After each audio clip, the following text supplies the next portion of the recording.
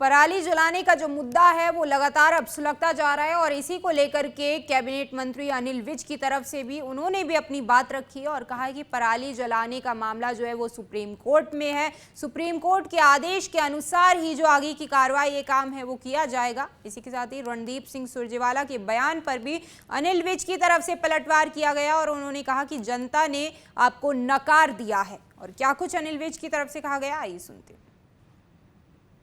पराली जलाने का केस माननीय उच्चतम न्यायालय में चल रहा है।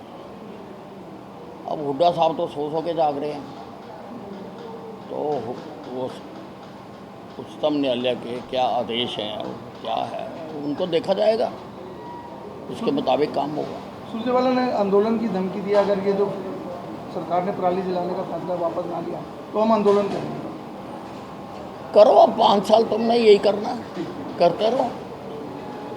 तुम्हें जनता ने तो नकार दिया। जब तुम्हें जनता की ज़रूरत थी तब तो जनता तुम्हारे साथ आई नहीं।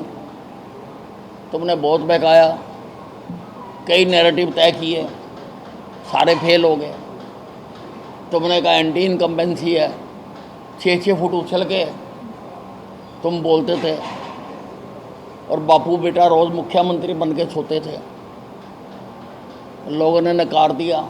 लोगों ने पहली बार प्रो इनकम्बेंसी की सरकार बनाई है।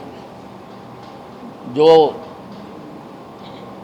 10 साल हमने काम किए, जो हमारे पूर्व मुख्यमंत्री मनोहर लाल जी ने बिना खर्ची बिना पर्ची के नौकरियां दी, उसकी शुरुआत की।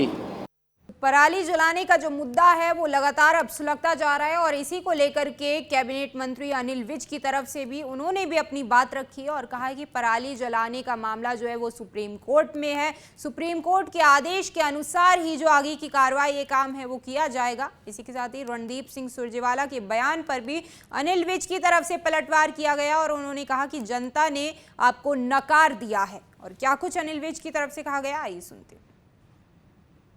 पराली जलाने का केस माननीय उच्चतम न्यायालय में चल रहा है।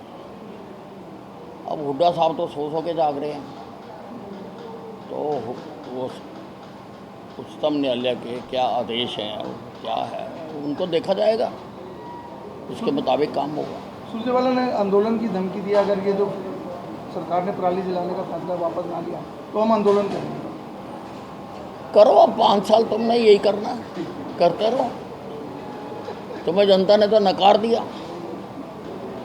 जब तुम्हें जनता की ज़रूरत थी तब तो जनता तुम्हारे साथ आई नहीं। तुमने बहुत बहकाया, कई नैरेटिव तय किए, सारे फेल हो गए। तुमने कहा एंटी इनकम्बेंसी है, 6-6 फुट उछल के तुम बोलते थे और बापू बेटा रोज़ मुख्यमंत्री बन के सोते थे। लोगों ने नकार दिया। लोगों ने पहली बार प्रो इनकम्बेंसी की सरकार बनाई है। जो